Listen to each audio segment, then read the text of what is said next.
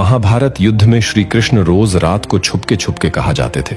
Number 3, Mahabharat युद्ध में युधिष्ठिर ने देखा कि जब शाम को युद्ध समाप्त हो जाता था और जब हर कोई सो जाता था तो भगवान श्री कृष्ण लोग भोजन करके विश्राम करने चले जाते थे, और जब हर कोई सो जाता था तो भगवान श्री कृष्ण अपने शिविर से बाहर निकलते थे और कहीं जाते थे। और ऐसा होता देख युधिष्ठिर ने एक दिन, 2 दिन, कई दिनों तक देखा तो उनसे रहा नहीं गया। वह एक दिन कृष्ण का पीछा करने लगे, ये देखने के लिए कि आखिर वह जाते कहाँ हैं। तो उसने देखा कि भगवान श्री कृष्ण अर्जुन के शिविर में चले गए। युधिष्ठिर ने जैसे ही जाकर के देखा तो पाया कि भगवान श्री कृष्ण अर्जुन के पैर दबा रहे हैं। ये देखकर युधिष्ठिर की आंखों में आंसू भर गए। युधिष्ठिर से रुका नहीं गया, वह श्री कृष्ण के सामने चले गए और बोले कि आप ही क्या कर रहे हैं। कृष्ण जी ने तुरंत अपना हाथ दूर कर लिया। हाथ दूर करते हैं अर्जुन कांपने लगे। फिर श्री कृष्ण बोले, युधिष्ठिर देख रहे हो? बोले, हाँ कांप रहा है। और जैसे ही भगवान ने स्पष्ट किया अर्जुन शांत हो गए। युधिष्ठिर बोले, यह क्या हो रहा है? कृष्ण बोले, जब मैं हाथ हटाऊं ना तो अपना कान लगा करके अर्जुन के किसी भी अंग को सुनना। कृष्ण हाथ हटाया और युधिष्ठिर ने कान लगाया तो अर्जुन के रोम रोम से श्री कृष्ण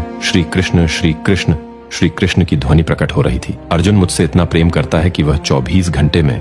नंबर 2, जो असली सोमनाथ मंदिर का शिवलिंग था वो हवा में लटका हुआ रहता था, वह कभी भी जमीन को टच नहीं करता था। सोमनाथ मंदिर इतना पुराना है कि इसको कब किसने बनवाया उसका कोई अता पता नहीं है। इस मंदिर का उल्लेख ऋग्वेद में मिलता है। कहते हैं कि इस मंदिर का निर्माण स्वयं चंद्रदेव सोमराज ने किया था, और जो असली मंदिर था उसका जो शिवलिंग था वह जमीन से ऊपर ही रहता था। लेकिन सोमनाथ मंदिर बीते इतिहास में 17 बार से अधिक बार लूटा गया है, ध्वस्त किया गया है और फिर से बनवाया गया। और मंदिर की आकृति वर्तमान में जो है वह 1995 में बना है। महमूद गजनीबी जो कि तुर्की से आया था 1025 एडी में, उसने जब सोमनाथ मंदिर पर हमला किया उसने देखा कि सोमनाथ मंदिर का शिवलिंग हवा में। उसे देखकर यह बड़ा आश्चर्य हुआ। उसे लगा कि ये कोई अदृश्य रूप से कोई सपोर्ट है जो शिवलिंग को ऊपर हवा में खींच रहा है। इसलिए उसने अपनी तलवार से शिवलिंग से छत की ओर फेंका, लेकिन वह देखकर चौंक गया कि तलवार छत में जाकर के चिपक गया। तब उसे समझ में आया कि ऊपर चुंबक लगी है। इसने लोहे के शिवलिंग को हवा में स्थिर कर रखा है, और जब छत पर लगे सारे पत्थर और चुंबक को धीरे धीरे करके हटाया गया